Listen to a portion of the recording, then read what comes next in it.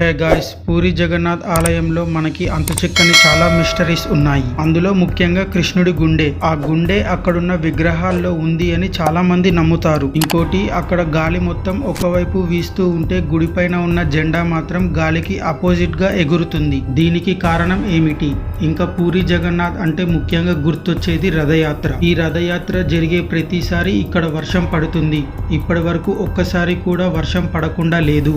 ఇది చాలా strange thing. ఈ రథయాత్ర ఆషాఢంలోని శుక్లపక్షం 2వ రోజున మొదలయ్యి 10వ రోజున ముగుస్తుంది. ముఖ్యంగా ఈ రథయాత్రని చూడడానికి దేశ నలుమూలల నుండి కొన్ని లక్షల మంది వస్తారు. ఇంకా టెంపుల్ మీద దాదాపు 18 సార్లు అటాక్ చేశారు. అటాక్ చేసిన ప్రతిసారి మన పూర్వీకులు ప్రాణాలకు తెగించి ఆ విగ్రహాలను కాపాడారు. అసలు ఈ ఆలయాన్ని ఎవరు స్థాపించారు? ఈ ఆలయంలో నిజంగా కృష్ణుడి గుండె ఉందా? ఈ ఆలయంలో ఉన్న మిస్టరీస్ అన్ని ఇప్పుడు తెలుసుకునే ప్రయత్నం చేద్దాం. ఇలాంటి మరెన్నో ఇంట్రెస్టింగ్ ఫ్యాక్ట్స్ కోసం సబ్స్క్రైబ్ టు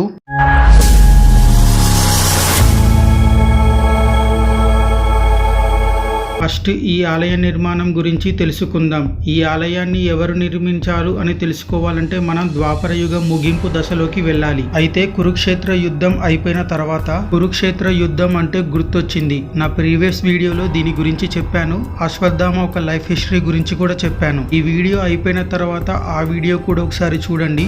ఆ వీడియో లింక్ కింద డిస్క్రిప్షన్ లో ఉంటుంది. ఇంకా వీడియోలోకి వెళ్దాం. యుద్ధం అయిపోయాక గాంధారి చనిపోయిన తన వారందరినీ చూసి బాధపడి తట్టుకోలేక యాదవ వంశం కూడా ఇలాగే నాశనం అవుతుంది అని కృష్ణుడిని శపిస్తుంది. అయితే 36 సంవత్సరాల తర్వాత యాదవ వంశంలో ప్రతి ఒక్కరూ వాళ్ళని వాళ్ళే చంపుకుంటారు. ఒక్క శ్రీకృష్ణుడి రథసారులు బలరాముడు, శ్రీకృష్ణుడు తప్ప. అప్పుడు రథసారులు కృష్ణుడి దగ్గరికి వచ్చి మొత్తం విషయం చెప్పగా కృష్ణుడు వాళ్ళని హస్తినాపురం దగ్గరికి వెళ్లి అర్జునుడికి జరిగిన విషయం చెప్పమని కృష్ణుడు చెప్పాడు. తర్వాత శ్రీకృష్ణుడు బలరాముని కోసం వెతుకుతూ ఉంటే బలరాముడు ఒక సముద్రపు ఒడ్డున ధ్యానం చేస్తూ ఉంటాడు. కృష్ణుడు బలరాముడి దగ్గరికి వచ్చి నేను కూడా నీ దగ్గర వచ్చి ధ్యానం చేస్తాను అని చెప్పగా బలరాముడు ఏమీ శబ్దం చేయకుండా అలానే ధ్యానం చేస్తూ ఉంటాడు. అప్పుడే శ్రీకృష్ణుడికి బలరాముడి లోపల నుండి శేషనాగు ఆత్మరూపంలో పైకి వెళ్లేది కనబడుతుంది. వెంటనే శ్రీకృష్ణుడికి కూడా అర్థమవుతుంది తను మానవ శరీరం వదలాల్సిన సమయం ఆసన్నమవుతున్నది అని. వెంటనే శ్రీకృష్ణుడు ఒక చెట్టు పైకి ఎక్కి అక్కడ విశ్రాంతి తీసుకుంటూ ఉంటాడు. అప్పుడే జర అనే వేటగాడు వచ్చి కృష్ణుడి కాలుని చూసి జింక అనుకుని బాణం వేస్తాడు. ఆ బాణం వచ్చి కృష్ణుడి కాలు బొటన వేలుకి గుచ్చుకుంటుంది. అయితే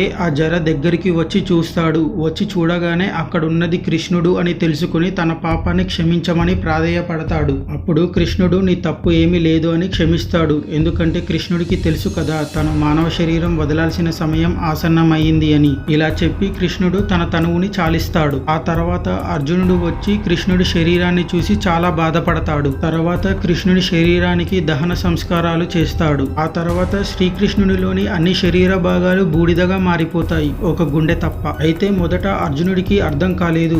ఆ గుండె కూడా చూడడానికి నీలం రంగులో ఉంది. అయితే ఆకాశవాణి వచ్చి ఆ గుండెని ఒక వేప చెట్టుకి కట్టేసి సముద్రంలోకి వదలమని చెప్పింది. అర్జునుడు ఆకాశవాణి చెప్పినట్టుగానే ఒక వేప చెట్టుకి ఆ గుండెని కట్టేసి సముద్రంలోనికి వదులుతాడు. ఆ సముద్రంలో ఆ గుండె కొట్టుకుంటూ పూరికి చేరుకుంటుంది. అయితే కొంతకాలం తర్వాత శ్రీకృష్ణుడిపై బాణం వేసిన జర అక్కడ చనిపోయి మళ్ళీ శబరి అనే ఒక ఆటవిక జాతిలో మళ్ళీ బిశ్వబసు అనే పేరుతో పుడతాడు. ఆ బిశ్వబసుకే ఆ గుండె కనబడుతుంది. అయితే అతను ఆ గుండెని చూసి చాలా విశిష్టమైన రాయి అని అనుకుంటాడు. ఆ గుండెను తీసుకెళ్లి ఒక చిన్న గుడిలో పెట్టి పూజ చేస్తూ ఉంటాడు. అయితే ఆ పూజలు గట్టిగా జరగడంతో అక్కడున్న రాజు చెవులో అది పడుతుంది. ఆ రాజు పేరు ఇంద్రయమున.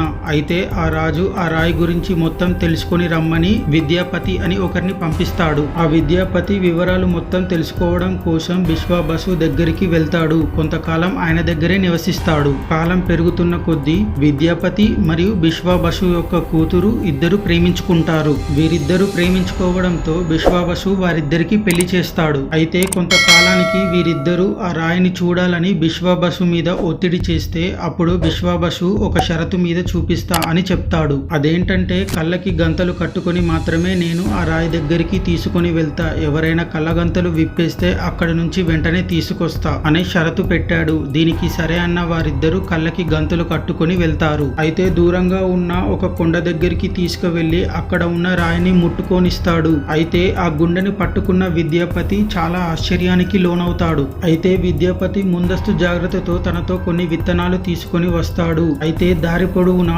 ఒక్కొక్క విత్తనం వేసుకుంటూ వెళ్తాడు. మళ్ళీ తిరిగి వచ్చిన తర్వాత ఆ విత్తనాలను చూసుకుంటూ ఆ గుండె వైపు వెళ్ళొచ్చు అని అనుకుంటాడు. తిరిగి వారు ముగ్గురు వాళ్ళ ఇంటికి వచ్చాక మళ్ళీ విద్యాపతి ఆ విత్తనాల కోసం లేదా ఆ విత్తనాల మొలకల కోసం వెతకడం ప్రారంభిస్తాడు. కానీ ఒక్క మొలక విత్తనం కూడా కనిపించలేదు. దీనితో చేసేదేమీ లేక ఆ రాజుకి చెప్తాడు. ఆ రాజు కూడా బిశ్వాబసు దగ్గరికి వచ్చి ఆ రాయిని చూపించాలి అని కోరుకుంటాడు. అయితే బిశ్వాబసు దీనితో చేసేదేమీ లేక అదే నియమంతో రాజుని కొండ మీదికి తీసుకుని వెళ్తాడు. కానీ ఈసారి అక్కడ ఆ గుండె ఉండదు. దీనితో ఆ రాజు చాలా దిగులు చెందుతాడు. ఎందుకంటే ఆ రాజు ఆ గుండె కోసం తన ఆస్తులు మొత్తాన్ని వదిలి తన భార్యతో సహా ఇక్కడికి వచ్చి ఇంత చేసినా కూడా ఆ గుండె కనపడలేదు. అయితే ఆ రాజు దిగులుతో మొత్తం నీరసించిపోయి ఒక దగ్గర పడుకొని ఉండగా అప్పుడే శ్రీకృష్ణుడు ఆయన కలలోకి వచ్చి మొదట నాకు ఒక గుడి కట్టించు, గుడి కట్టించిన తర్వాత సముద్రపు ఒడ్డున ఒక వేప చెట్టు కొట్టుకొని వస్తుంది అని శ్రీకృష్ణుడు కలలో చెప్తాడు.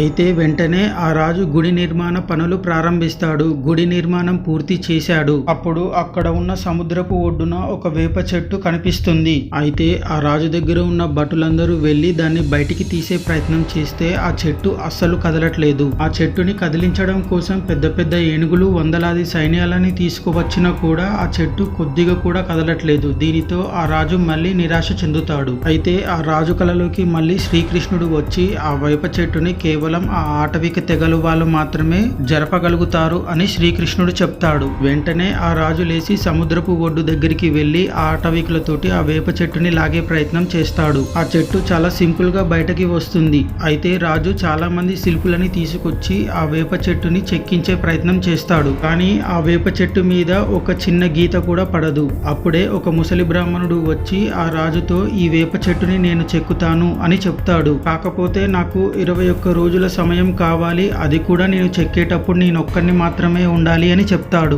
దీనికి ఆ రాజు సరే అని ఆ బ్రాహ్మణుణ్ణి ఆ వేప చెట్టుని ఒక గదిలో వేసి తాళం వేస్తాడు. అయితే 2 వారాలు కావస్తున్న ఆ గది నుంచి శబ్దం రాకపోవడంతో పైగా ముసలి బ్రాహ్మణుడు కాబట్టి చనిపోతే పాపం చుట్టుకుంటుంది అని రాజు భార్య అనడంతో వెంటనే వెళ్లి ఆ తలుపులు తెరుస్తాడు. అయితే అక్కడ సగం చెక్కిన విగ్రహాలు ఉన్నాయి, కానీ బ్రాహ్మణుడు మాత్రం లేదు. అప్పుడే రాజుకి అర్థమవుతుంది వచ్చింది ముసలి బ్రాహ్మణుడు కాదు, శ్రీ మహావిష్ణు అని. బేసిక్ గా ఈ విషయం మాత్రమే అక్కడ ఎక్కువ ప్రాచుర్యంలో ఉంది. ఇంకా రెండవది వచ్చి రథయాత్ర. ఈ వీడియో మీరు ఇంతవరకు చూసారంటే ఎంతో కొంత నచ్చే ఉంటుంది. ఒక్క ఫ్రీ సబ్స్క్రైబ్ చేస్తే నాకు చాలా హెల్ప్ అవుతుంది. ఆల్రెడీ సబ్స్క్రైబ్ చేసి ఉంటే థ్యాంక్ యూ సో మచ్. ఇంకా వీడియోలోకి వెళ్దాం. ఈ రథయాత్ర గురించి బాగా ప్రాచుర్యంలో ఉన్న విషయం ఏమిటంటే శ్రీకృష్ణ బలరాములు వాళ్ళు బయటికి వెళ్ళేటప్పుడు వారి చెల్లెలు సుభద్రాని శ్రీకృష్ణుడు వాళ్ళ మేనత్త చాలా బాగా చూసుకునేది. అలా వాళ్ళ మేనత్త మీద ప్రేమతో ప్రతి సంవత్సరం వాళ్ళు వాళ్ళ మేనత్తని చూడడానికి వెళ్తారు. దీనిని అక్కడ భక్తులందరూ రథయాత్ర అని చెప్పుకుంటారు. అయితే రథయాత్ర జరిగే ప్రతిసారి ఇక్కడ తప్పకుండా వర్షం పడుతుంది. ఈసారి జూలై 7వ తేదీన రథయాత్ర వచ్చింది. ఈసారి కూడా వర్షం తప్పకుండా పడుతుంది అని అనుకుందాం. అయితే శ్రీకృష్ణుని వారి అత్త పేరు మొసీమ. కొంతమంది ఈమెని కంసుడి భార్య అని కూడా అనుకుంటారు. అయితే రథయాత్ర జరిగే సమయంలో ఒక ముస్లిం సమాధి దగ్గర కొంతసేపు ఆపుతారు. దీనికి కూడా చాలా బాగా ప్రాచుర్యం చెందిన ఒక విశేషం ఉంది. అదేంటంటే ఆ ముస్లిం సమాధి సలాబాగ్ అనే ఒకరిది. ఈ సలాబాగ్ అనేవాడు ఒక బ్రాహ్మణ విధవరాల వాళ్ళ కొడుకు. ఆ బ్రాహ్మణ విధవరాల పేరు లలిత. అయితే బ్రాహ్మణ కుటుంబంలో పుట్టిన ఆయనకి ముస్లిం పేరు ఎలా వచ్చింది అని అనుకుంటున్నారా? ఇంకా విషయంలోకి వెళ్తే